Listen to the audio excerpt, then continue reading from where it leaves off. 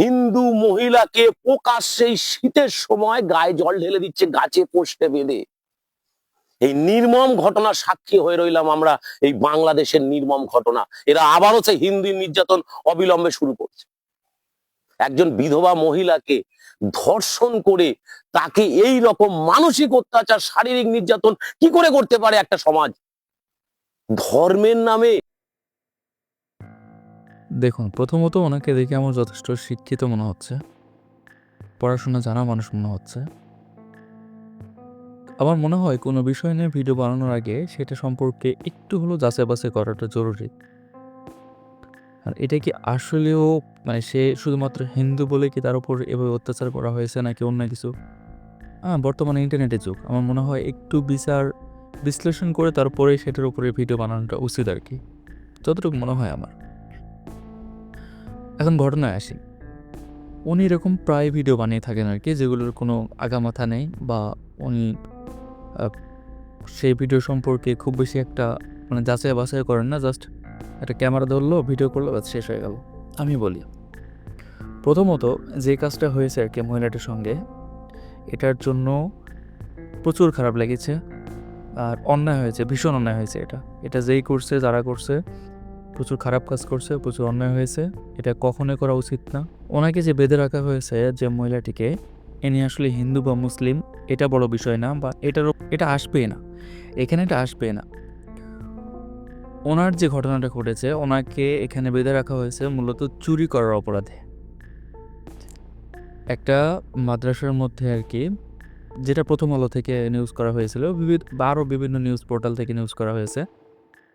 উনি মাদ্রাসায় ঢুকে এক হুজুরের পাঞ্জাবি থেকে টাকা বের করতে শুরু করেছিল। তখন কিছু বাচ্চা দেখে চিল্লাচিল্লি করে, আর সেটার ভিত্তিতে মানুষজন ধরে এভাবে বেঁধে রেখে পানি দেওয়া হয় আর কি, ঠান্ডা পানি দেওয়া হয়।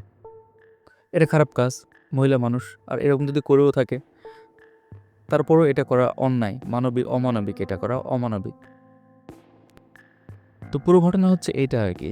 আর সেই সুবাদে এই ভিডিওটা যখন ফেসবুকে ভাইরাল হয়ে যায়, তখন এই কাজগুলো যারা করেছে তাদেরকে পুলিশ ধরে নিয়ে থানায় নিয়ে যায়, এবং সেটার তদন্ত চলতেছে। আবার মহিলাটিকে খুঁজে পায়নি পুলিশ আর কি। তাকে ওভাবে পানি টানি ঢেলে দিয়ে তাকে একটা বাসে উঠিয়ে দেওয়া হয়েছিল।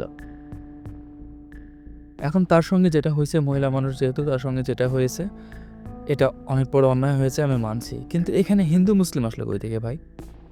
বিষয়টা কেমন হয়ে গেল না, কোনো কিছু ঘটলেই সেটাকে হিন্দু মুসলিম আকারে প্রকাশ করাটা কেমন না? এটা তো আসলে বিষয়টা এরকমভাবে হয়নি যে ও হিন্দু বা ও মুসলিম এই জন্যই কাজটা করেছে। আসলে তো ব্যাপারটা এরকম না। এটা ঘটেছে চুরি করার অপরাধে, বা চুরি করছে কিনা সেটা তো পরের বিষয়, কিন্তু উঠছে তো চুরি করার বিষয়টা নিয়ে। হিন্দু মুসলিমের তো কোনো বিষয় না, এখানে এসেছে সে চুরি করেছে, মানুষ দেখেছে, চিল্লাচিল্লি করেছে, এই ব্যাপারটার উপর কেন্দ্র করে এই কাজটা করা হয়েছে, যেটা অন্যায় হয়েছে, আমি আবারও বলতেছি। কিন্তু এখানে তো হিন্দু মুসলিম কোনো বিষয় না, আসবেই না এটা। আমার মনে হয় ওনার আসলে এগুলো নিয়ে একটু ঘাঁটাঘাঁটি করা উচিত। বর্তমানে ইন্টারনেটের যুগ, একটু ঘাঁটাঘাঁটি করলে এই তথ্যগুলো আসলে পেয়ে যাবে উনি। আমার মনে হয় এই বিষয়গুলো নিয়ে ভিডিও বানানোর আগে ওনার একটু ঘাঁটাঘাঁটি করা উচিত। অযথা হিন্দু মুসলিম না করে সে ভিডিওর রহস্যটা কি, কেনই বা এরকম করছে, শুধুমাত্র কি হিন্দু বা মুসলিম হওয়ার কারণে কাজটা করেছে, নাকি এর পিছনে অন্য কোনো রহস্য আছে, সেটার উপর বেস করে কথাবার্তা বলা উচিত। খামাখা অনলাইনে এসে হিন্দু মুসলিম করে তো লাভ নেই ভাই, মানুষের আবেগ নিয়ে খেলে তো লাভ নাই। আপনাকে দেখুন আসলে কেন হয়েছে কাজটা, কি কারণে হয়েছে, কাজের পিছিয়ে যে রহস্যটা, সেটা আগে দেখা উচিত, তাই না? আশা করি ওনার সামনে ভিডিওটা পড়লে উনি হয়তো বা রিপ্লাই করবেন।